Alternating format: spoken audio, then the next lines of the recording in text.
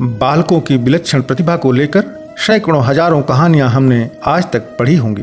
शास्त्रों में नचिकेता, ध्रुव, प्रहलाद, सत्यकाम, उपमन्यु, अभिमन्यु, गरुण, अरुणि, उद्दालक, श्रवण आदि ऐसे कई बालक सनातन धर्म में हुए हैं जो विलक्षण प्रतिभा के धनी थे और इन्होंने अपने नाम के साथ साथ अपने माता पिता का नाम भी रोशन किया है। यही नहीं, इन्होंने सनातन समाज को एक अच्छी शिक्षा भी प्रदान किया है। आज का यह प्रदर्शन सभी छोटे बालकों को अवश्य देखना चाहिए। कैसे हमारा दृढ़ संकल्प, इच्छा शक्ति और वाक चातुर्य विपरीत परिस्थितियों को भी अपने पक्ष में करने का सामर्थ्य रखता है। यह कथा है नचिकेता की। नचिकेता एक असाधारण प्रतिभायुक्त बालक था जिसके साहस और दृढ़ निश्चय ने यमराज को भी प्रभावित कर लिया था।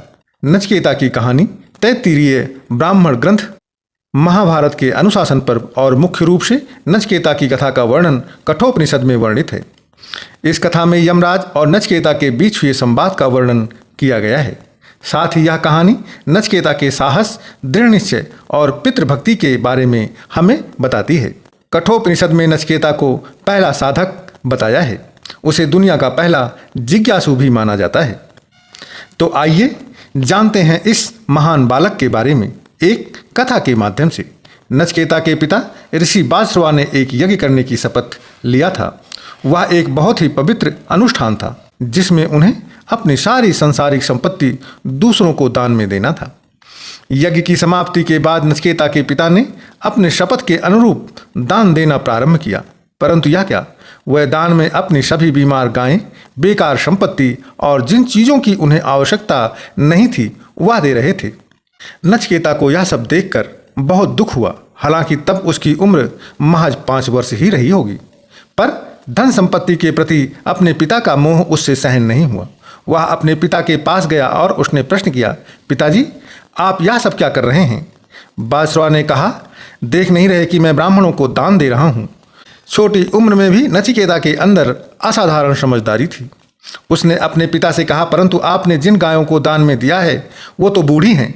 आपको अच्छी गायें दान में देनी चाहिए। इस पर बाजश्रवा ने झल्लाकर नचिकेता से कहा कि क्या तुम दान के बारे में मुझसे अधिक जानते हो कि कौन सी चीज़ दान में देनी चाहिए और कौन सी नहीं?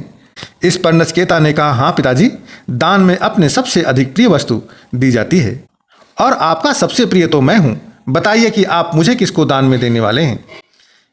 ऋषि बाजश्रवा ने नचिकेता की बातों का कोई उत्तर नहीं दिया, पर नचिकेता ने हट पकड़ ली और बार बार एक ही प्रश्न को दोहराता रहा, पिताजी, आप मुझे किसे दान में दे रहे हैं? पिताजी, आप मुझे किसे दान में देने वाले हैं? नचिकेता के हट से क्रोधित हो ऋषि बोले, मैं तुझे यमराज को दान देने वाला हूँ। यम मृत्यु के देवता होते हैं। बालक ने अपने पिता की बात को गंभीरता से ले लिया और कहा कि मैं आपकी आज्ञा का पालन करूँगा। और बालक नचिकेता यमराज के पास जाने के लिए तैयार होने लगा। बाजश्रवा ने उसे समझाने का बहुत प्रयास किया, पर नचिकेता नहीं माना। उसने अपने सभी परिजनों से भेंट कर यमलोक के लिए प्रस्थान किया। जब नचिकेता यमराज से मिलने के लिए यमलोक यानी यमपुरी पहुंचा, तब यमराज उस समय पर यमलोक में नहीं थे, परंतु नचिकेता तनिक भी विचलित नहीं हुआ। उसे संतोष था कि वह अपने पिता की आज्ञा का पालन कर रहा है।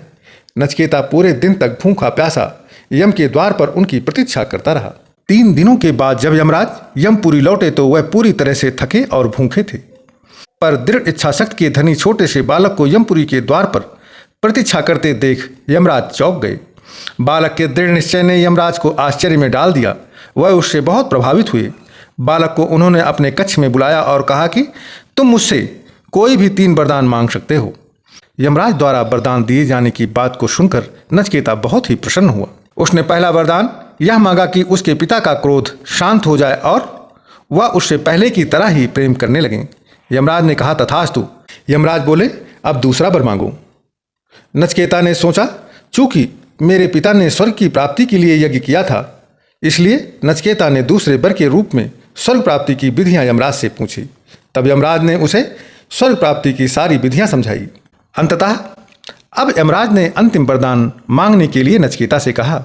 इस बार नचिकेता ने पूछा, हे महाराज, मृत्यु का रहस्य क्या है? मृत्यु के बाद क्या होता है? नचिकेता से ऐसे प्रश्न पूछे जाने की आशा यमराज को बिल्कुल भी नहीं थी। उन्होंने नचिकेता से कहा, यह प्रश्न तुम वापस ले लो और कोई दूसरा वर मांग लो। यह प्रश्न बहुत गूढ़ है और हर कोई इसे समझ नहीं सकता। यमराज ने इस प्रश्न को टालने का हर संभव प्रयत्न किया। वह बोले, देवता भी इस प्रश्न का उत्तर नहीं जानते हैं, मैं तुम्हें नहीं बता सकता। पर नचिकेता अपने प्रश्न पर अडिग रहा। नचिकेता कहता रहा कि मैं कुछ नहीं चाहता, आप बस मेरे प्रश्न का उत्तर दीजिए। आपको इस प्रश्न का उत्तर अवश्य ही देना होगा, क्योंकि मुझे आपसे कोई वस्तु चाहिए ही नहीं। अंततः यमराज को नचिकेता के बाल हट के आगे झुकना पड़ा और उन्होंने उसे मृत्यु और आत्मा का रहस्य बताना प्रारंभ कर दिया। ऐसा कहा जाता है कि यमराज के द्वार पर ही नचिकेता को पूर्ण ज्ञान की प्राप्ति हुई थी।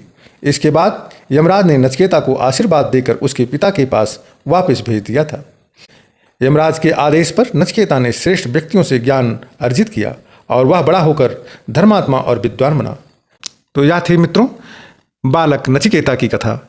हमारा आज का यह प्रदर्शन आपको कैसा लगा, कृपया अपने विचार को कमेंट के माध्यम से अवश्य प्रेषित कीजिएगा। धन्यवाद। प्रेम से बोलिए जय श्री हरि महाविष्णु जी की।